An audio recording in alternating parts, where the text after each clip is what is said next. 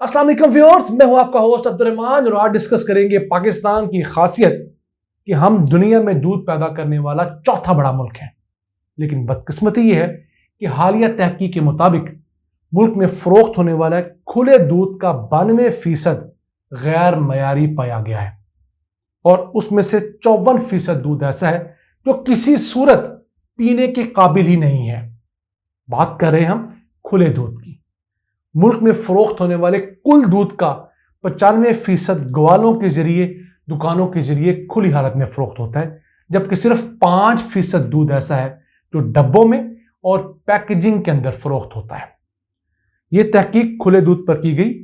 मैं समझता हूं डब्बों वाला दूध भी बहुत अच्छा, बहुत खालिस नहीं है, उस पर भी तहकीक होनी चाहिए। लेकिन उस पर तहकीक इसलिए नहीं होती कि वो बड़ी बड़ी कंपनियां हैं, वो बड़े बड़े पैसे लगा देती हैं।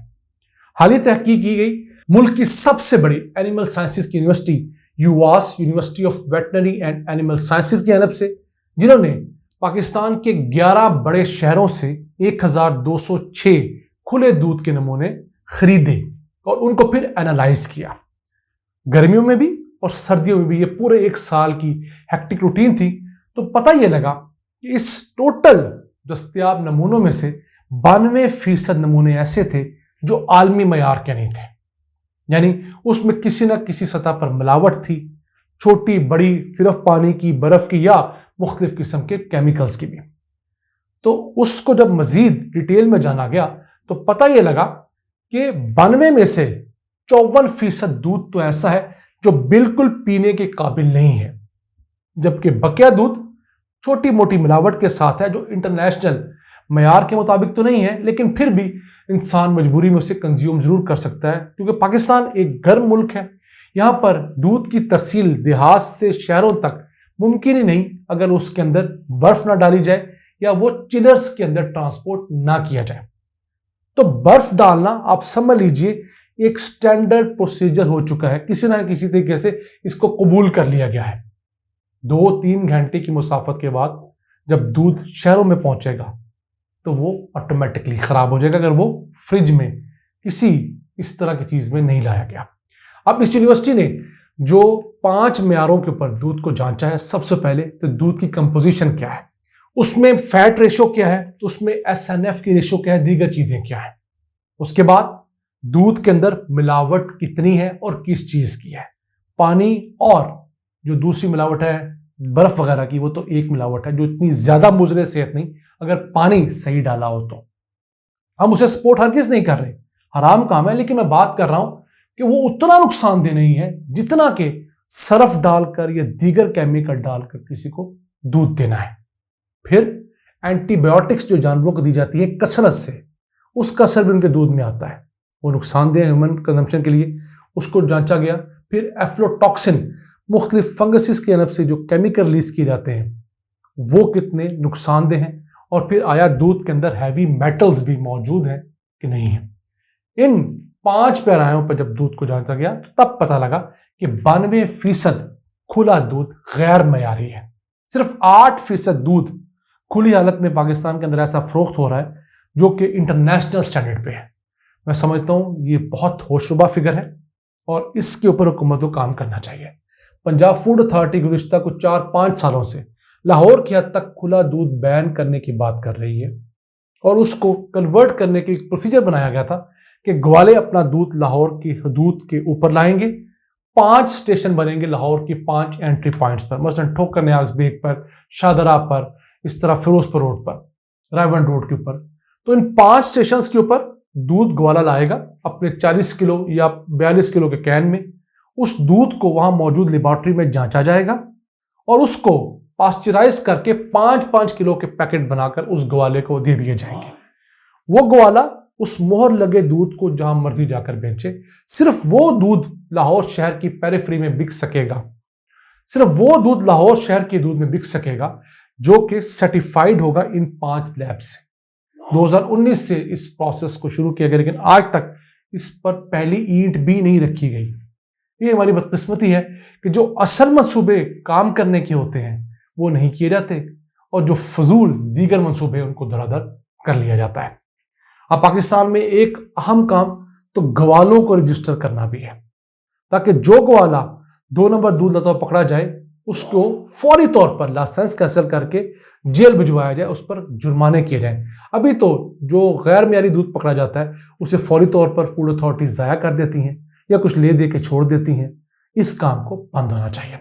हम खुले दूध की हरगिज मुखालफत नहीं कर रहे। इस मुल्क में 80 लाख खानदानों का रोजगार दूध से वाबस्ता है और हर खानदान 2 नंबरी नहीं करता। बहुत ज्यादा तादाद में खानदान अच्छा दूध देते हैं ग्वाले को। ग्वाला किसान से अच्छा दूध लेता है, लेकिन उसके अंदर खुद फिर कोई ना कोई 2 नंबरी करता है। अगर ग्वाला नहीं करता तो दुकानदार कर लेता है, अगर कहीं दरमियान में मिडल मैन आया तो वो भी कर लेता है। और अब तो घरों वाले भी छोटी मोटी तादाद में 2 नंबरी करना शुरू हो गए हैं। तो इस चीज को जब तक हम सख्ती से नहीं निपटेंगे ये चीज नहीं रुकेगी। इसके साथ साथ पाकिस्तान में मौजूद डब्बों में बिकने वाले दूध पर भी शिकंजा कसना होगा। 2017-18 में सुप्रीम कोर्ट ऑफ पाकिस्तान ने डब्बों में फरोख्त होने वाले दूध के खिलाफ एक्शन लिया। होशरुबा रिपोर्ट्स आई, पता यह लगा कि इन दूध के डब्बों में भी बहुत सारा केमिकल शामिल होता है, सबस्टैंडर्ड दूध मौजूद है। फिर इन कंपनियों ने रिपोर्ट देने वालों को ही अपने साथ मिला लिया। सुप्रीम कोर्ट में उस रिपोर्ट को चैलेंज किया गया। जब नई रिपोर्ट आई तो सब अच्छे की रिपोर्ट पेश कर दी गई। तो हम चाहते हैं कि जब भी इस मुल्क के अंदर दूध पर तहकीक हो तो खुले दूध के साथ साथ डब्बे वाले दूध पर भी तहकीक होनी चाहिए, क्योंकि डब्बे वाले सारे सेठ हैं, खरबों रुपए की पार्टीज हैं। वो लोगों को खरीद लेते हैं, जर्नलिस्ट को बोलने नहीं देते, उसके अखबार को खरीद लेते हैं, उसके टीवी वाले को इश्तिहार देकर ब्राइब करते हैं और वो चुप हो जाता है। हमारे एक दोस्त फरत अब्बास शाह जो मशहूर शायर भी हैं, एक वेब टीवी चलाया करते थे, उन्होंने 2018 में सुप्रीम कोर्ट के दूध के खिलाफ एक्शन को बहुत उछाला तो उन्हें ऑलपर्स वालों ने बुलाया।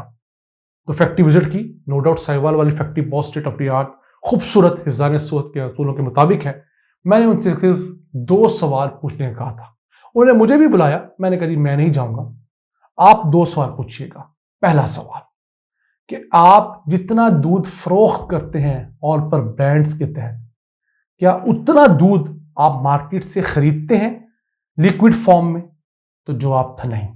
और यही बात सुप्रीम कोर्ट में बताई गई कि ये कंपनियां उतना दूध खरीदती ही नहीं जितना बेचती हैं। तो इतना दूध उनके पास आता कहां से है?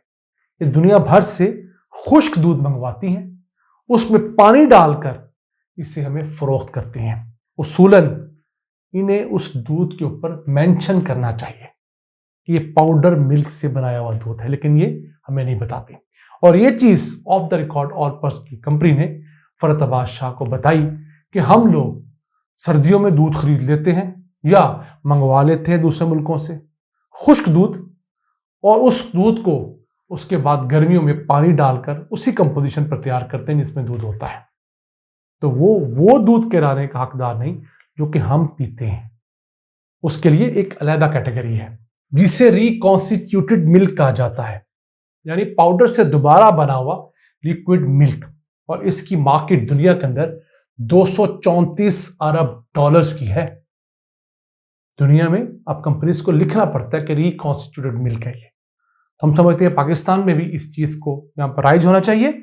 डब्बों के लिए भी वही कानून होना चाहिए जो खुले दूध के लिए है, और दोनों को इक्वल अपॉर्चुनिटीज मिलनी चाहिए। ये था आज का एपिसोड। अपने मेजबान अब्दुल रहमान को इजाजत दीजिए। अल्लाह ने के पान।